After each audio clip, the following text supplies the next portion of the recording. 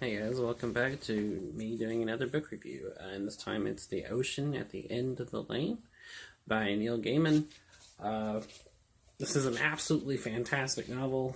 I'm aware I praise almost everything I talk about doing these videos, but I have to say this one, not only do I love it, and I think it's genuinely well written, this one has genuinely moved me on an emotional level.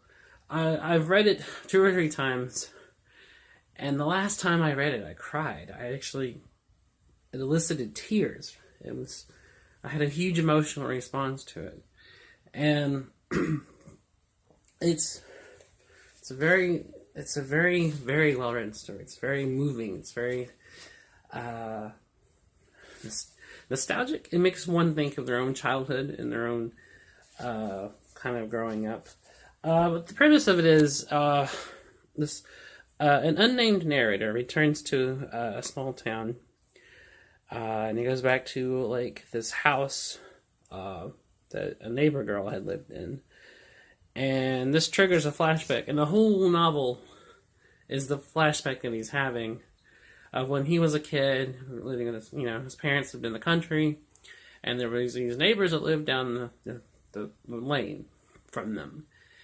And he befriends like this girl who lives with their mother and their grandmother, and they're very kind of, at first they seem very eccentric, and then later we very quickly learn that they are like these kind of magical people or magical beings. They have kind of magical powers. It's a very kind of magical realism kind of vibe going on here. They're able to do very not normal things that most people are not able to do, and including the fact of putting an entire ocean into a bucket, which does happen. And their back pond, the girl claims, is an ocean that they came from the other side of, even though to the boy, it's just a pond in their backyard. There's a lot going on in this story. It's very heartfelt. It's very sad. There's spooky stuff going on. There's humorous things going on.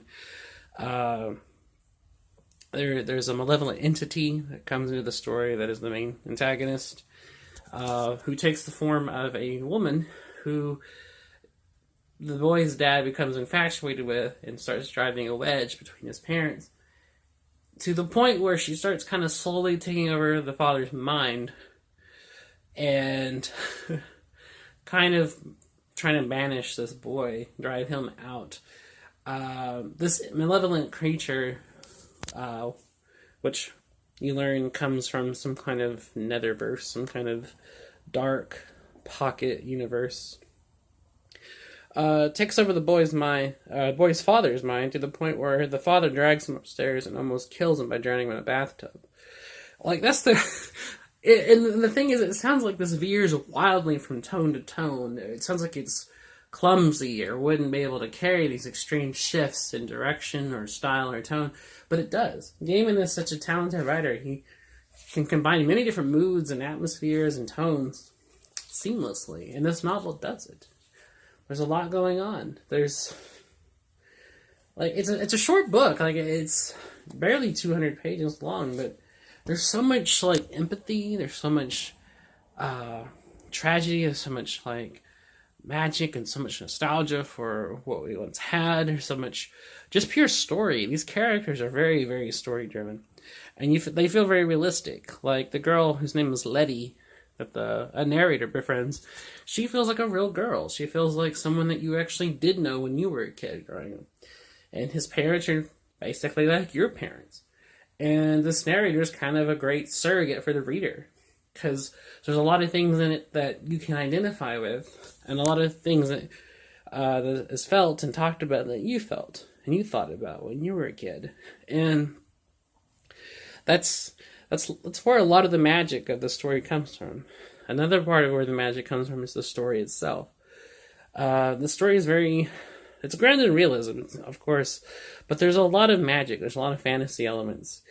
Letty's mother and grandmother even kind of are magical to the point of, to me, feeling very reminiscent of the three mysterious entities in A Wrinkle in Time.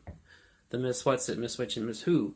They kind of remind me of those kind of figures. Those kind of like witch-esque fantasy, almost sci-fi-y kind of characters that are going on here. And those are probably a big inspiration for Gaiman's characters here. But I can't recommend this novel enough. Gaiman's not by any means an obscure writer. He's quite popular. He's won tons of awards. He's, deservedly recognized and praised and lauded, and that's great. But a lot of people I know in real life don't really know who he is. And maybe that's just because most people don't read a lot of fantasy or whatever, but I don't know. For those who don't normally read fantasy, I would actually recommend this, because this, I think, transcends genre fiction. It's a fantasy novel, yes, but it transcends typical fantasy writing. It doesn't feel like tropey. It doesn't feel like cliche like all those other fantasy novels. It doesn't fit the kind of stereotypical fantasy novel. It feels more just like a slice of life literary novel with fantasy in it than it does like a cliched fantasy novel. So yes, just definitely check out The Ocean at the End of the Lane. I can't praise it highly enough. It's one of those things that just, you read it, you fully get Gaiman's grasp of humanity and grasp of the human nature, grasp of the human condition. And he has gone on record saying that a lot of like the stuff in it he based on his own childhood, which definitely lends it that authentic feel to it. But it's many things. It can be scary, it can be sentimental, it can be like there's parts of it that kind of mirror like a dark fairy tale, like the life in the country, the malevolent entities, kind of like the evil witch character in fairy tale. There's these magical like side characters who help the protagonist out, which also kind of makes it ring like a fairy tale. There's a lot of that stuff going on, kind of just blended beautifully into one cohesive novel, and I wish more people would read it. But yeah, it's definitely fantastic. I'm definitely going to be reading it again soon, and I just wanted to do a video on it because I love this book. I'm a huge Gaiman fan, but this is my favorite novel by him. I think it's the best thing he's ever written, and one of the best fantasy novels ever written by anyone. So yeah, take that for what it's worth. I actually don't read a lot of fantasy, but when I do, I tend to be very discerning about who I pick. And Gaiman definitely is my kind of fantasy. So, thanks for watching. I appreciate it. I'll try to do another video up soon.